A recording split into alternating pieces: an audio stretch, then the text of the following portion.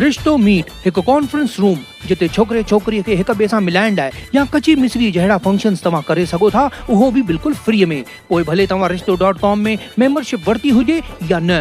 रिश्तो meet for your perfect match. नमस्कार, मैं राजेश दलवानी। आप देख रहे हैं उल्लास लाइन बुलेटिन। शहर की ताज़ा खबरें देखने के लिए हमारे न्यूज़ चैनल को जरूर सब्सक्राइब करें।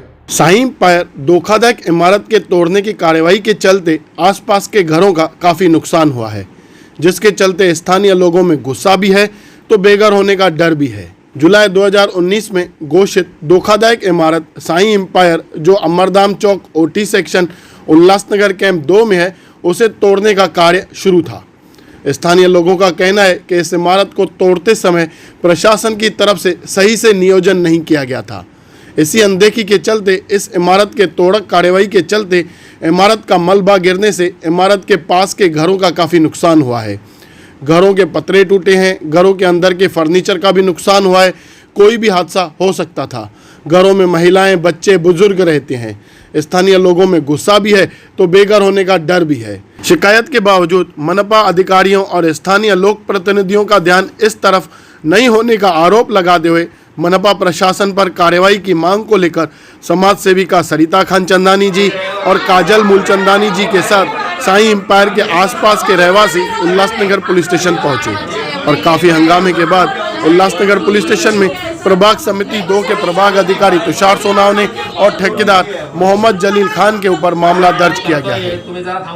शाही एम्पायर नाम की धोखाधयक बिल्डिंग का तोड़ू कार्रवाई चल रही थी। ये ऐसी बिल्डिंग है जो 2 दिन के भीतर ही तोड़ दी है। जब ये लोग तोड़ रहे थे, कॉन्ट्रैक्टर जो तोड़ रहा था उसने कोई प्रिकॉशन नहीं लिया है। उसने ना जाली लगाई, ना कोई नेट लगाया, ना ही बैरिकेड लगाया।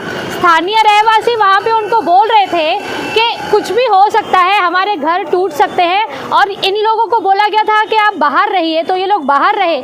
लेकिन उसके बाद भी 2 दिन के अंदर एक बिल्डिंग कैसे टूट सकती है, सबसे पहले ये सवाल है। और इन्होंने जब कॉन्ट्रैक्टर ने कोई भी प्रिकॉशन क्यों नहीं लिया? अगर आप बिल्डिंग तोड़ते हो तो धीरे धीरे तोड़ते हो, लेकिन इनका कोई तरीका नहीं है तोड़ने का, तो वो वहाँ पे एक बहुत बड़ा गुनाह है जो कि कॉन्ट्रैक्टर ने किया है। उसके बाद में इस वार्ड ऑफिसर ने साइन कैसे कर दिया है कि इस तरह से आप बिल्डिंग तोड़ दीजिए। अभी ये 8 से 9 घर हैं जिनके ऊपर मलबा इस तरह से गिरा है कि इनके पूरे घर चले गए हैं। इनकी छतें, इनके किचन, ये लोग पूरी तरह से बेघर हो गए हैं। तो जान माल का खतरा तो पुनर्वास के बिना आप किसी का घर तोड़ते हो या किसी का घर कॉन्ट्रैक्टर की गलती की वजह से या यूएमसी की गलती की वजह से टूटता है, तो पुनर्वास की जिम्मेदारी महानगर पालिका की बनती है।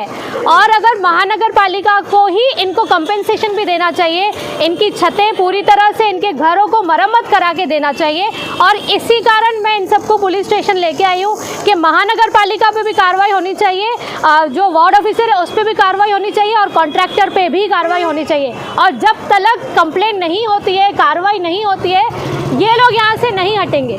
काजल मूलचंदानी करीबन 4 सालों से इतना बड़ा संघर्ष जो कर रही हैं कि किसी के आशियाने के बचाने का काम कर रही हैं।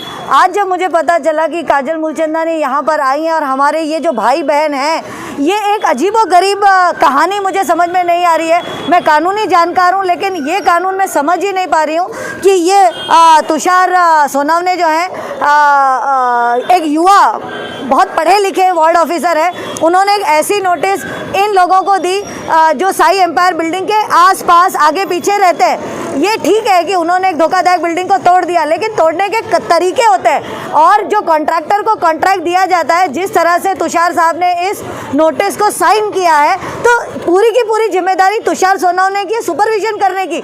कॉन्ट्रैक्टर को किस तरह कॉन्ट्रैक्ट दिया गया है, ये इतना हम भी समझते हैं कि किस तरह एक बिल्डिंग को डिमोलिश होता है जब वो बहुत ही संकीर्ण जगह है, बहुत ही नैरो जगह है, और ऑब्वियसली एक ईंट भी टूटती तो किसी न किसी के पत्रे पे जाती जान।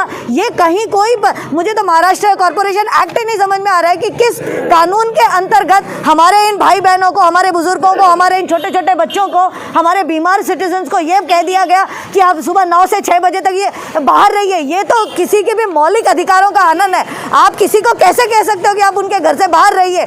सेकेंडली, आज उन्होंने फिर भी कॉपरेट किया। शायद मैं होती तो मैं नहीं करती, लेकिन हमारे इन भाई बहनों ने कॉपरेट किया करने के बाद इतना बुरी तरह इनका जब मैंने देखा कि पूरा विनाश हो चुका है, तो आज ये जो भी कानून की तय है, मैं पूरा का पूरा जिम्मेदार वार्ड ऑफिसर तुषार सोनवणे को ठहराऊंगी, जो भी कॉन्ट्रैक्टर है मिस्टर खान उनको ठहराऊंगी।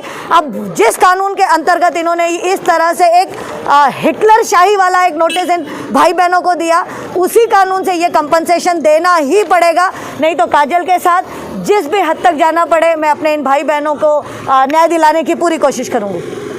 मेरा नाम संगीता पटाई है। मैं अमरधाम चौक पर 2 नंबर साईं एम्पायर बिल्डिंग के पीछे रहती हूँ। हमारे घर के आगे साईं एम्पायर बिल्डिंग है, वो डैमेज में थी। आज हमारी बिल्डिंग टूट गई, हम रोड पे आ गए, इस वजह से हम पुलिस स्टेशन आए हैं। हमारा पूरा घर टूट गया है, हमारा बर्तन, कपड़े, फिर जो वॉशिंग मशीन, हमको खाने के लिए कुछ नहीं है, हम पूरे रोड पे आ गए हैं। महानगर पालिका ने आपको नोटिस दिया था क्या? नहीं, 2 दिन पहले दिया था। और हमको सुबह तोड़ने वाले क्या बोला, 9 से 6 बाहर बैठो, आपका नुकसान कुछ नहीं होगा। अब हमारा नुकसान हो गया, हम अभी कहाँ जाए? हम पुलिस स्टेशन इसलिए आए क्योंकि साईं एम्पायर बिल्डिंग जो डेंजर में हमारा पीछे हमारा घर है जो सारा डैमेज हो गया है। तो यहाँ की जो म्यूनसिपाल्टी यूएमसी है तो हमको कॉरपोरेशन नहीं दे रही है, हमको ये सब भरपाई करके दे। तो हम अभी रात को आए, हम कहाँ जाएंगे, कहाँ सोएंगे? हम निवेदन करते हैं प्लीज़ हमको भरपाई कर देते। हम सब घर के बच्चे छोटे कहाँ जाएंगे, कहाँ सोएंगे, कहाँ बैठेंगे? प्लीज़ कॉर्पोरेट करिए, हमसे ये गवर्नमेंट से रिक्वायरमेंट है, रिक्वेस्ट है प्लीज़। उल्लास लाइन बुलेटिन को सब्सक्राइब करें, बेल आइकॉन दबाएं और देखिए उल्लास लाइन बुलेटिन की न्यूज़ सबसे पहले आपके मोबाइल पर।